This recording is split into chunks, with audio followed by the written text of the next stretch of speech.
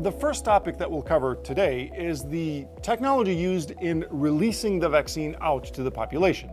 Now, we're not going to get political about distribution channels and the supply and demand and everything else. We're just going to focus on 5 ways that technology can be used to make the distribution of the vaccine more effective, faster, and more targeted to the people that need it the most. Let's start with number 1.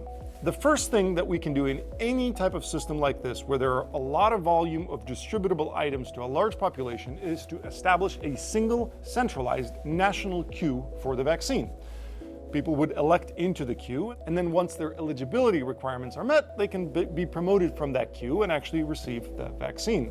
Now, we've learned a lot of negatives, and we've learned how not to do some of those technological decisions when Obamacare was being rolled out, because it just was overburdened by traffic and we didn't have good balancing and so on and so forth. The technology that you use to establish a single national queue, whether it's federal or private sector, why didn't the private sector build the queue management platform? Why not piggyback on existing private sector identity management systems? Facebook, Google platforms, any other large entities that have identity management could be the backbone of this national queue. In addition, we could use blockchain to actually encrypt the data into the registration queue so that those results would be immutable. We could use data streaming to queue up the registration so we would not have the issues that Obamacare had when the registrations opened and when the volume of people pounding those systems completely crushed all of the underlying infrastructure. So there are ways to solve this technically in very, very simple and elegant ways. Again, to have a single encrypted source of truth that then can be leveraged to move on to step number 2. Step number 2 is introduce multiple channels of intaking registration data. Just having web-based portals on Walgreens or CVS.com is not sufficient, because you actually are excluding a large portion of the population that, 1, may not have access to the internet, 2, may not be technically literate enough to actually go through this registration process. So, for number 2, what we need to do is we need to open up the phones, we need to have web-based access, we need to have paper mail-in applications to get into the queue for the vaccine, and number 3, we also need to have publicly operated kiosks. Now, this is not new technology. We have this. We've done this in the past. Banks take in paper applications, automatically scan them in, and even automatically verify the identity of the applicants coming in for loans and so on and so forth. So this has been done. It's simple. That's number 2. We need to open up those channels to be inclusive and accessible to the whole population. Number 3 is we should be using an open-sourced rules engine, which would allow us to configure the rules based on the municipalities in which the vaccine is being rolled out, as well as the conditions that have been adopted in each of these different municipalities. The regulations and the promoted categories are different from state to state, but why not create an engine that can automatically determine which individuals in the queue are actually eligible based on the criteria that they've plugged in?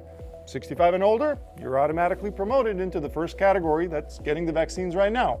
Once we get everyone older than 65 vaccinated, we can move on down through the priority list in the rules engine that is, again, controlled based on the inputs that you've provided into the system, and then promote other people that are waiting for their turn. You will always know your place in line. It will be completely transparent, and having the rules engine also allows you to determine when a particular segment of the demographic will reach the vaccination time.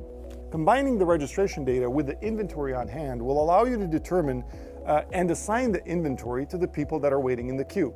If you have people that don't show up to the vaccination site, you can promote other people that are waiting in the queue.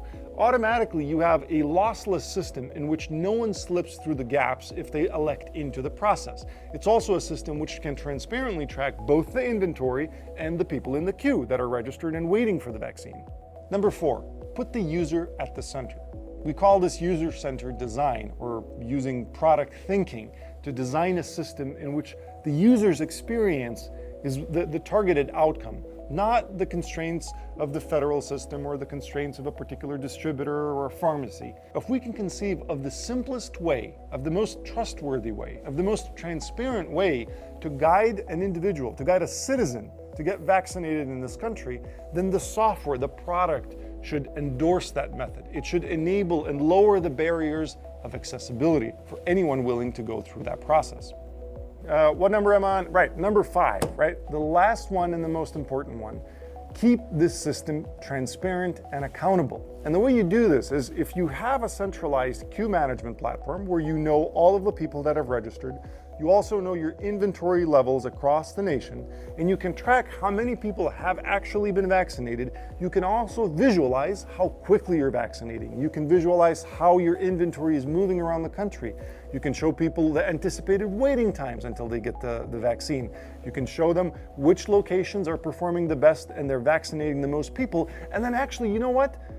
Reward the private sector that is doing the best jobs and send more vaccines to that particular geography. So there are ways, by using transparency and accountability and showing live metrics and data around this platform, we could make the vaccination process much more inclusive, open, inviting, and also trustworthy, especially during a time when some people are even considering not taking the vaccine or finding reasons why the vaccine is not something that they need to take.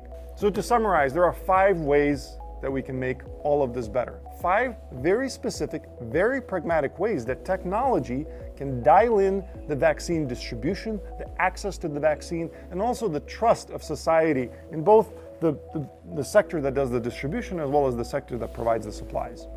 Now, technology is not the answer to all of the world's problems, but this particular problem is easily solved with technology. The sooner we do this, the sooner we get out of the damn pandemic. Adopt these best practices. Let's move on. Hopefully this was useful. Thank you for listening. Have a nice day.